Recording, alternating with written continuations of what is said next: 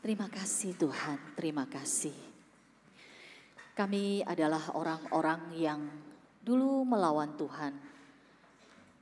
Orang-orang yang sebenarnya tidak layak untuk datang kepada Tuhan. Tetapi karena kasih Tuhan kepada kami, Tuhan berinisiatif mencari kami yang terhilang, menebus kami dari segala dosa kesalahan kami. Terima kasih ya Tuhan. Hari ini kami ada di tempat ini. Hari ini kami ada sebagaimana kami ada. Itu semua hanya karena anugerah Tuhan. Terima kasih Tuhan, terima kasih yang mengasihi kami, yang menolong kami. Terima kasih. Dan pagi ini kami bisa datang ke hadapan-Mu, itu pun karena anugerah Tuhan. Oleh karena itu Tuhan, tolong kami untuk tidak menyia-nyiakan, tidak memboroskan anugerah Tuhan. Tetapi kami mau menghargai anugerah Tuhan. Lewat kami mau datang dengan konsentrasi, duduk, beribadah kepadamu, menyanyi memuji Tuhan, mendengarkan Engkau berbicara kepada kami. Pakailah hamba-Mu yang lemah dan terbatas ini untuk menyampaikan firman-Mu.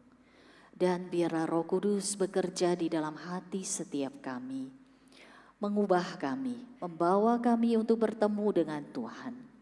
Terima kasih Tuhan, terima kasih. Dalam nama Tuhan Yesus kami berdoa dan kami juga memohon Engkau memakai hamba-Mu yang lemah dan terbatas ini untuk menyampaikannya dengan tepat dan jelas sesuai dengan kehendak-Mu saja. Dalam nama Tuhan Yesus kami berdoa dan bersyukur. Amin. Bapak Ibu yang terkasih dalam Tuhan, setiap kita memiliki pengharapan, betul tidak? Kita punya kerinduan di dalam setiap aspek masa, musim kehidupan kita, kita memiliki kerinduan yang berbeda-beda. Masa kecil anak-anak merindukan ada mainan ya, yang menyenangkan. Masa sekolah merindukan, murid-murid pasti merindukan bahwa bisa menjadi nomor 1, nomor 2, nomor 3. Ya. Pada saat kerja di dunia kerja mengharapkan memiliki pemasukan yang banyak, memiliki posisi yang tinggi. Di masyarakat merindukan posisi yang wah gitu, dipandang ya. Setelah bekerja, punya pemasukan, mengharapkan bisa mendapatkan pasangan hidup untuk membangun kehidupan pernikahan. Setelah punya pasangan hidup, menikah, pengen punya anak, udah punya anak, pengen nanti punya cucu. Kerinduan itu selalu ada di dalam diri manusia. Tetapi permisi tanya, apakah kerinduan-kerinduan yang kita ingin, kita miliki, kita inginkan, kita cari, itu sungguh-sungguh mendatangkan kebaikan bagi kita atau malah mencelakakan kita? Hari ini kita akan melihat ada beberapa kerinduan yang pada umumnya dimiliki oleh manusia. Dan kerinduan mana yang menjadi kerinduan yang paling utama yang harusnya dimiliki oleh setiap manusia yang mendatangkan kebaikan bagi manusia. Kita akan lihat dari kitab Matius pasal 2 ayat 1 sampai 12. Matius pasal 2 ayat 1 sampai 12. Kita akan baca secara bertanggapan, ada di layar ya Bapak Ibu. Matius pasal 2 ayat 1 sampai 12 kita baca secara bertanggapan. Saya bacakan ayat ganjil, Bapak Ibu bacakan ayat genap, silih berganti hingga ayat yang ke-12 dalam versi TB2. Sesudah Yesus dilahirkan di Betlehem di tanah Yudea pada zaman Raja Herodes, datanglah orang-orang Majus dari timur ke Yerusalem.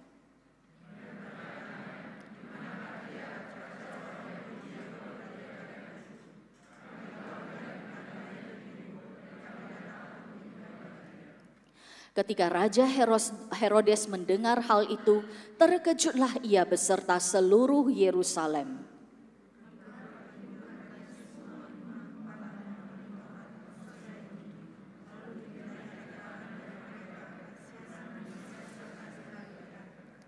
Mereka berkata kepadanya, "Di mana Betlehem di tanah Yudea? Karena demikianlah ada tertulis dalam kitab Nabi."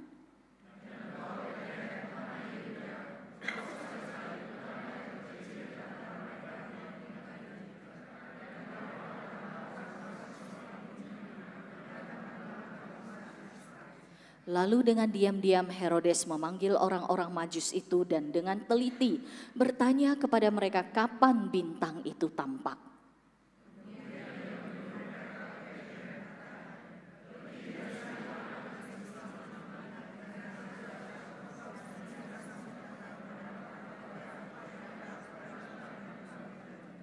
Setelah mendengar kata-kata raja itu, berangkatlah mereka.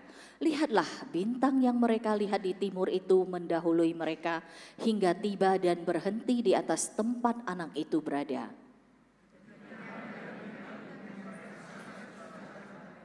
Mereka masuk ke dalam rumah itu dan melihat anak itu bersama Maria, ibunya, lalu sujud menyembah dia. Mereka pun membuka tempat harta bendanya dan mempersembahkan persembahan kepadanya, yaitu emas, dupa, dan mur.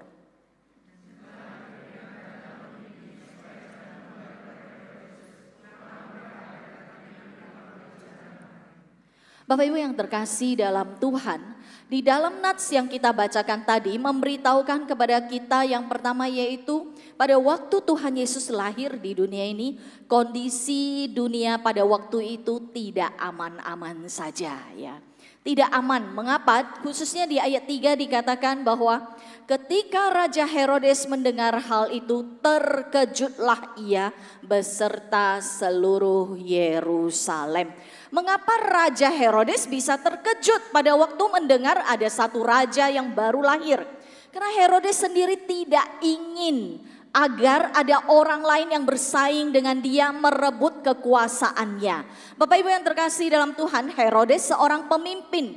Bayangkan, jikalau seorang pemimpin tidak memiliki rasa aman, apa yang akan terjadi? Pemimpin mempunyai kekuasaan, kekuatan untuk melakukan apa yang dia inginkan, untuk mendapatkan apa yang diinginkan.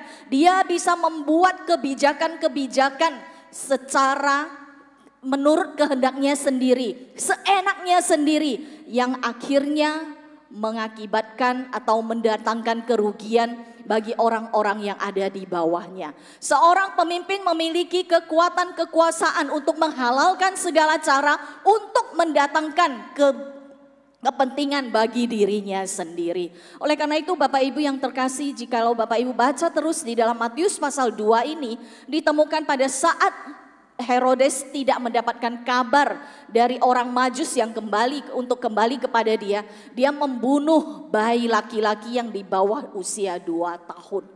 Itu kondisi Israel pada waktu itu. Kondisi dunia yang tidak nyaman di bawah kepemimpinan seorang pemimpin yang tidak memiliki rasa aman.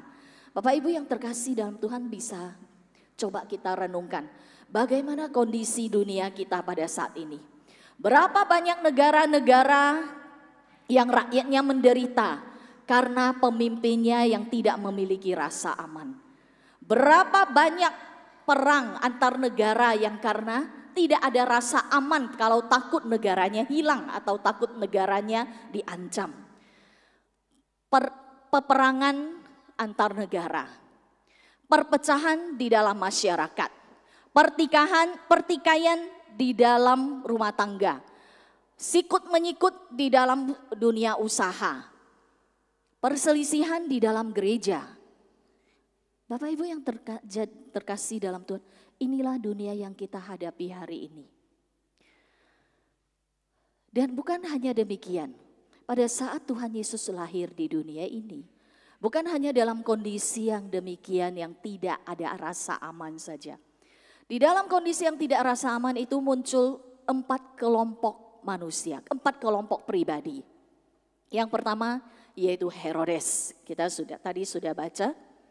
Herodes, 4 kelompok pribadi ini bersama-sama melakukan pencarian untuk mendapatkan apa yang dirindukan. Kelompok pertama yaitu Herodes. Dia merindukan tahta yang tidak tidak akan berakhir selama hidupnya. Dia ingin dia menjadi pusat. Dia ingin dia yang selalu yang menjadi kekuatan utama. Oleh karena itu dia juga mencari. Mencari apa? Sama, mencari raja yang baru. Dengan tujuan apa? Dengan tujuan untuk membunuh, menghabisinya. Kelompok jenis orang kedua, yaitu para pemimpin agama beserta penduduk Yerusalem. Setelah mereka mendengar apa yang disampaikan oleh orang Majus, apakah mereka pergi mencari Yesus? Tidak, Bapak Ibu. Apakah mereka tahu? Mereka tahu, Bapak Ibu, pemimpin-pemimpin agama, orang penduduk Yerusalem tahu di dalam kitab Perjanjian Lama yang mereka baca sudah diberitahukan terlebih dahulu bahwa akan datang seorang juru selamat. Ada seorang raja yang akan datang, yang akan menyelamatkan umatnya. Tetapi apakah mereka pergi mencari? Tidak. Mengapa? Karena bayangan mereka juru selamat yang akan datang adalah juru selamat yang lahir di dalam kerajaan. Yang mewah, bukan di Bethlehem, kota kecil. Mereka berpikir bahwa juru selamat Mesias yang dinantikan itu adalah satu pribadi yang wah, ya, datang dengan tentara-tentaranya. Tetapi yang terjadi adalah kebalikannya. Mereka diam aja. Bapak Ibu yang terkasih dalam Tuhan. Hari ini apakah kita adalah seperti Herodes yang takut bahwa kekuasaan kita hilang, yang takut bahwa kita tidak memiliki apa-apa, atau kita adalah seperti pemimpin-pemimpin agama? Kita tahu firman Tuhan, kita tahu apa kehendak Tuhan yang tercatat di dalam Alkitab. Tetapi kita tidak mencarinya. Yang ketiga, yaitu orang Majus. Siapa orang Majus? Orang Majus di sini tidak disebutkan berapa orang Bapak Ibu, jadi bukan 3 orang ya. Jadi sering orang berpikir bahwa orang Majus itu 3 orang hanya karena mempersembahkan 3 macam hadiah, bukan ya. Alkitab tidak mencatat berapa orang Majus. Orang Majus diperkirakan berasal dari Persia. Ya, kira-kira hari ini Persia itu ada di daerah Iran, Irak. Ya. Orang Majus bukan orang Israel, bukan orang Yahudi.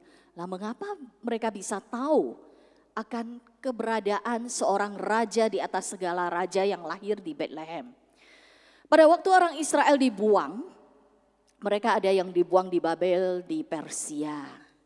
Di situ setelah 70 tahun ada orang Israel yang pulang kembali ke tanah kelahirannya. Tetapi ada juga orang-orang yang tidak kembali Bapak Ibu. Mereka tetap tinggal di daerah Babel, Babelonia, Persia. Jadi tentang juru selamat yang akan datang, Mesias yang akan datang, itu tersebar di daerah-daerah Persia, Babilonia. Jadi orang Majus ini tahu. Dan mereka datang mencari. Mereka rindu untuk bertemu dengan raja atas segala raja ini. Ini orang yang ketiga. Dan jenis pribadi yang keempat adalah Yesus Kristus. Yesus Kristus yang adalah anak Allah. Karena kerinduannya agar manusia di dunia ini tidak ada satupun yang binasa, tetapi semuanya diselamatkan. Dia rela meninggalkan sorga yang mulia, datang ke dunia yang kotor ini untuk mencari manusia. Untuk mencari jiwa-jiwa yang terkungkung oleh dosa. Untuk mencari manusia ciptaannya yang begitu berharga di matanya. Sampai dia rela datang ke dunia ini. Bapak Ibu yang terkasih dalam Tuhan. Apakah Bapak Ibu adalah seperti orang Majus? Tahu juru selamat, ada raja di atas segala raja, datang berusaha untuk mencarinya. Atau seperti Yesus yang melihat begitu banyak jiwa yang belum diselamatkan, lalu akhirnya bersedia untuk mengorbankan diri, lalu kemudian membawa jiwa-jiwa itu kepada Tuhan. Bapak Ibu yang terkasih di dalam Tuhan, dalam dunia yang kacau, tidak aman, ada manusia yang berbeda-beda, keempat kelompok yang berbeda-beda. Ada dua yang mempunyai tindakan yang konkret.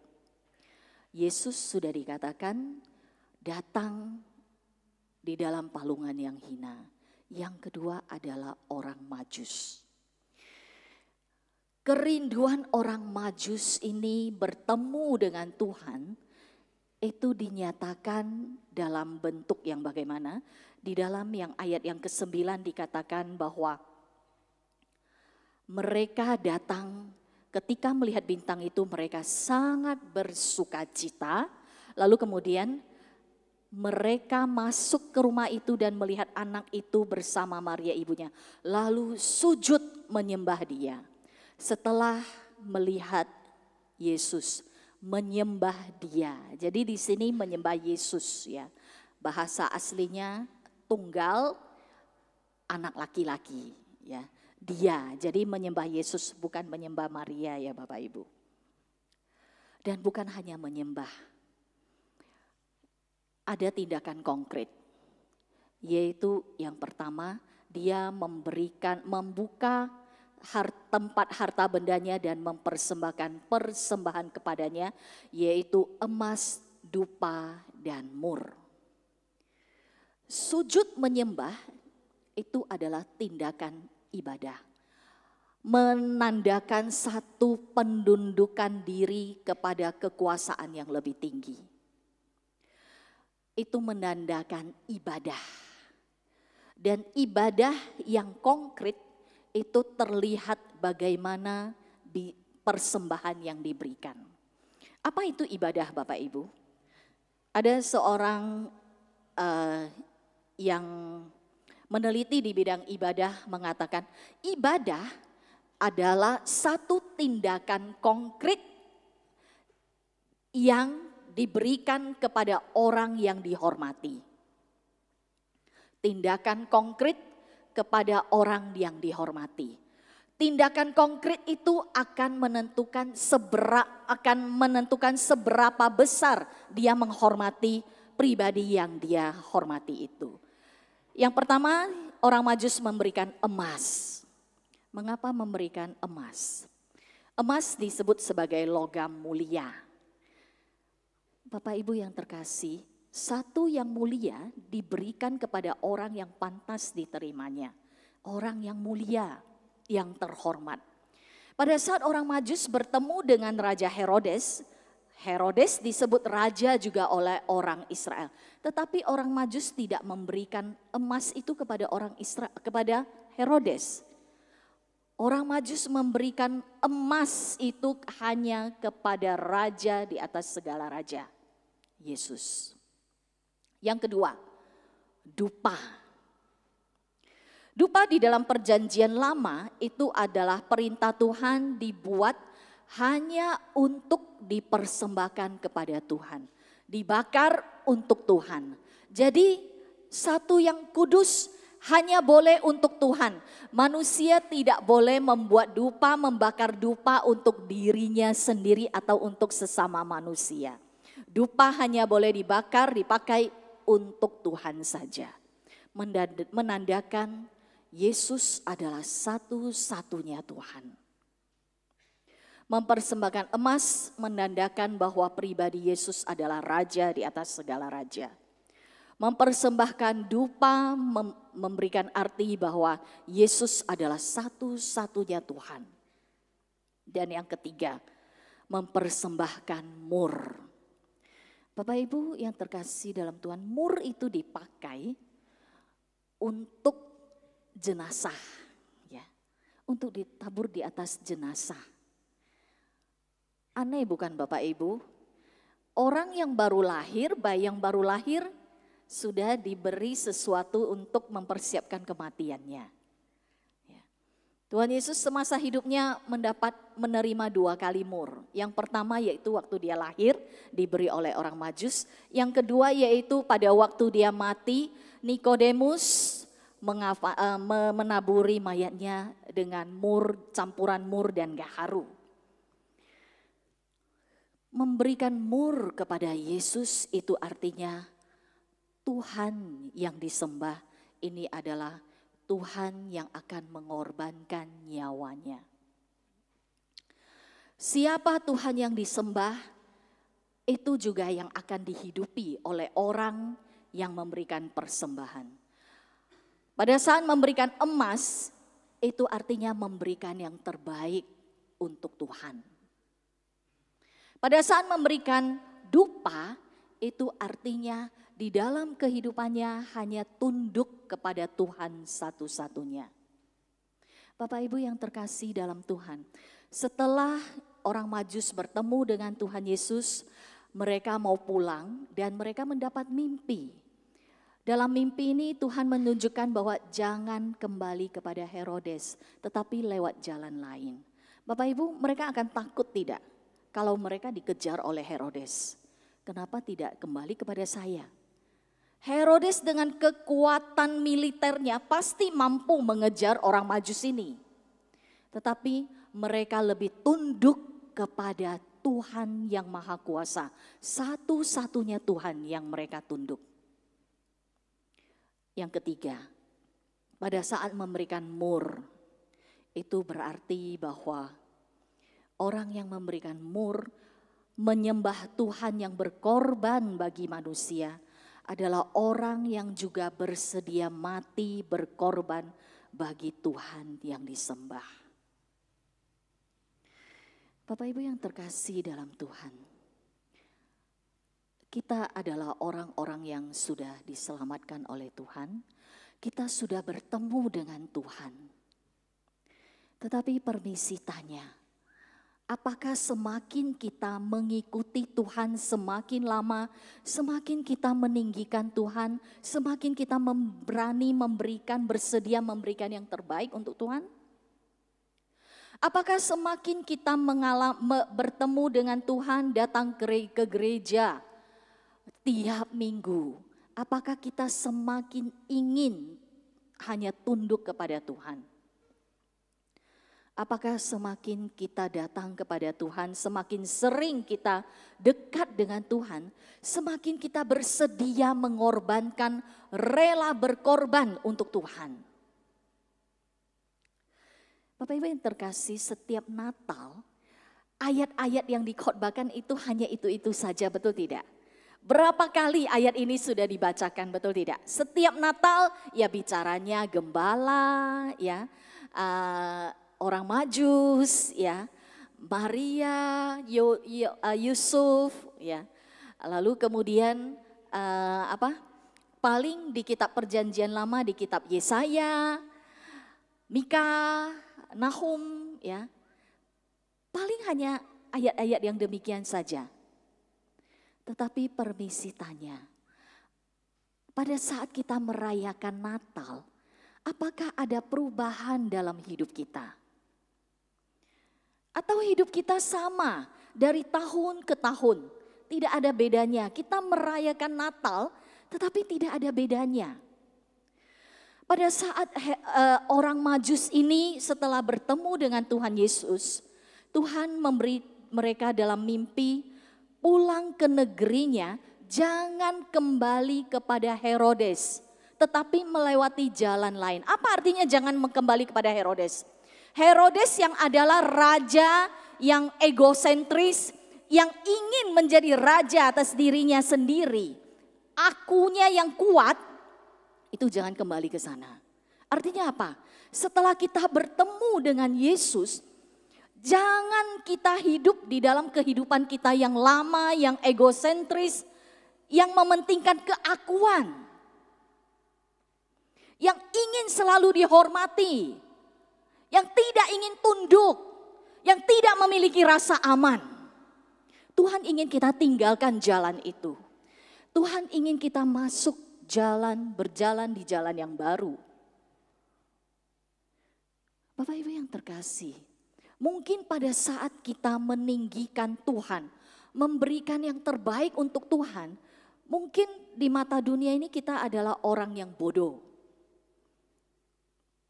Pada saat kita hanya takluk kepada Tuhan, tunduk kepada Tuhan di antara pilihan-pilihan yang ada. Pada saat kita tunduk kepada Tuhan, kita mungkin harus mengalami kerugian. Pada saat kita mati untuk Tuhan, kita berkorban untuk Tuhan, mungkin kita tidak bisa disebut sukses di mata orang dunia ini. Tetapi itu yang Tuhan inginkan. Itu harapan Tuhan bagi setiap orang yang mengikuti Dia. Ada satu cerita, seorang ayah bersama putranya, mereka memiliki hobi yang sama, yaitu mengoleksi gambar-gambar dari pelukis-pelukis yang terkenal. Ya. Wah, Picasso dan sebagainya. Ya. Satu kali terjadi perang di negaranya, lalu kemudian anaknya, putranya itu harus pergi ke medan perang. Satu waktu kemudian sang ayah mendapat kabar bahwa anaknya itu meninggal di medan perang. Lalu kabar ini dia terima dari sebuah telegram. Bersama itu ada seorang teman dari anaknya yang juga ada di medan perang di garis depan, datang dan membawa sebuah lukisan. Dan teman dari anaknya ini mengatakan, ini adalah lukisan putramu pada masa dia ada di garis perang, di garis depan, ada waktu senggang dia gambar. Dan dia memberitahukan kepada saya supaya gambar ini kalau terjadi apa-apa dengan dirinya, gambar ini diberikan kepada papanya. Papanya tidak bisa berbuat apa-apa dan 1,5 tahun kemudian papanya ini meninggal. Sebelum meninggal, sang ayah ini membuat satu surat wasiat. Ya. Kemudian di dalam wasiat itu dikatakan bahwa semua gambar yang ada di dalam rumahnya itu, koleksi-koleksi dia dan putranya itu akan dilelangkan. Lalu kemudian banyak kolektor-kolektor pelukis terkenal di dunia itu waktu itu berkumpul.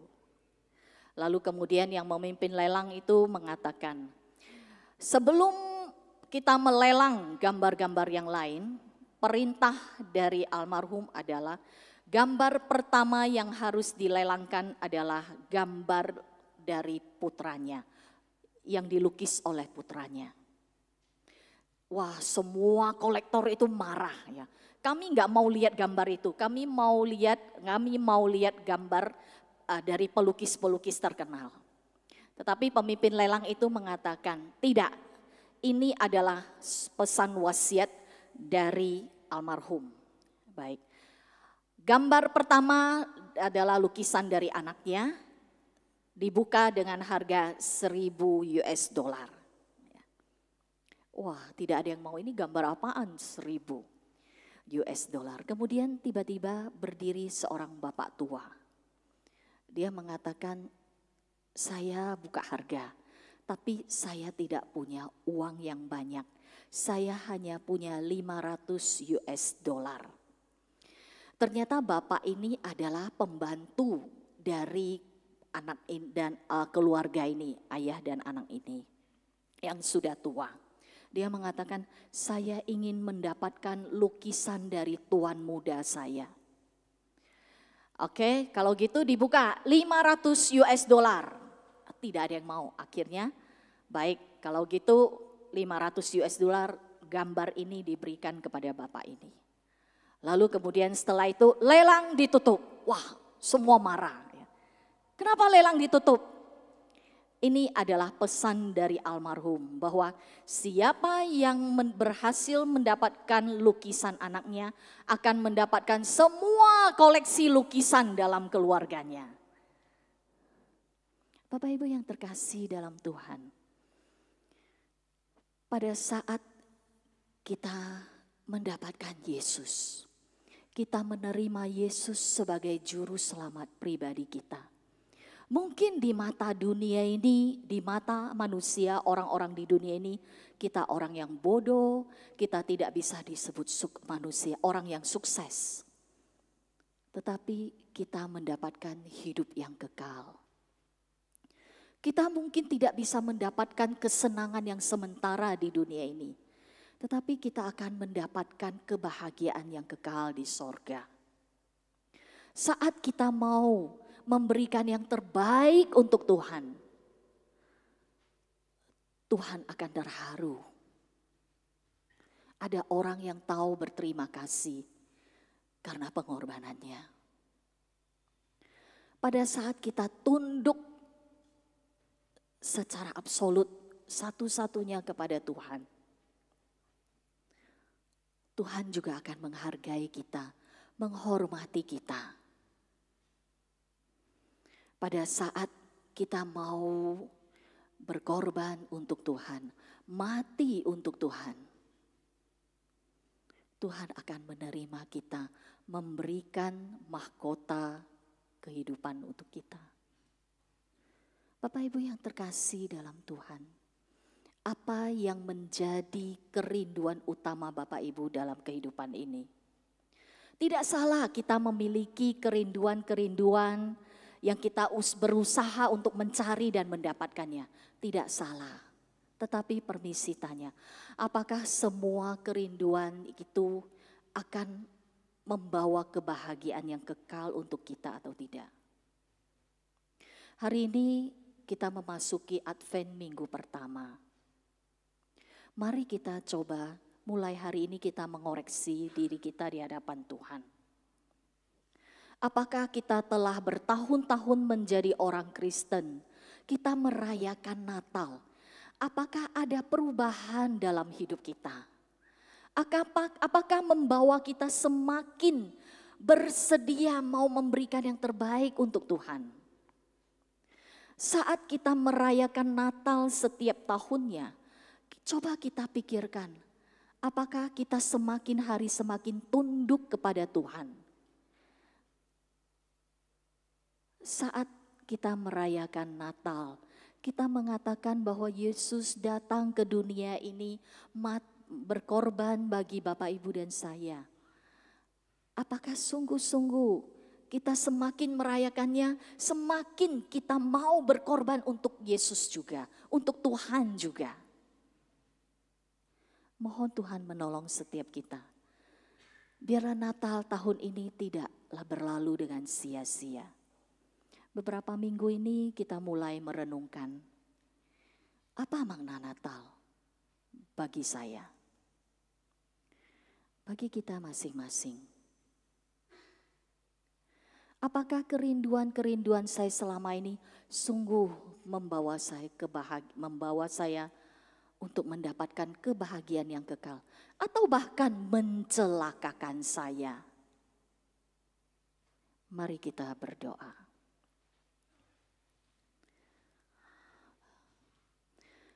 Tuhan yang maha baik, maha kuasa, penuh belas kasihan, kami datang ke hadirat-Mu Tuhan. Kami mohon Tuhan, Engkau menolong setiap kami untuk memiliki kerinduan-kerinduan yang membawa kami untuk mendapatkan kebahagiaan yang kekal. Ya Tuhan, tolong kami Tuhan. Kami hidup di dunia yang semakin hari semakin penuh dengan dosa. Semakin hari membawa manusia untuk semakin jauh dari Tuhan. Namun Tuhan, tolong kami. Saat kami merayakan Natal, ingatkan kami. Ada Tuhan yang mengasihi kami lebih daripada dunia ini. Ada Tuhan yang rela mengorbankan nyawanya yang tidak bisa didapatkan dari manusia di dunia ini. Bawa kami untuk mengalami Tuhan. Bawa kami untuk kembali merenungkan semua anugerah berkat Tuhan dalam kehidupan kami. Dan bawa kami untuk semakin mengasihi-Mu. Memberikan yang terbaik untuk Tuhan dalam hidup kami. Takluk tunduk hanya kepadamu saja. Dan bahkan kami rela mati berkorban bagi Tuhan. Walaupun mungkin di mata manusia kami adalah orang yang bodoh, kami mungkin akan mengalami kerugian. Namun itu tidak ada artinya dibandingkan kasih yang telah Tuhan berikan kepada kami. Terima kasih ya Tuhan, terima kasih. Dalam nama Tuhan Yesus, penyelamat kami yang telah meninggalkan tahta mulia, yang tidak menganggap keseteraannya dengan Bapa itu sebagai sesuatu yang harus dipertahankan, yang menggantikan kami di atas kayu salib, bahkan bangkit dari kematian dan berkuasa menyelamatkan kami. Kami berdoa, amin.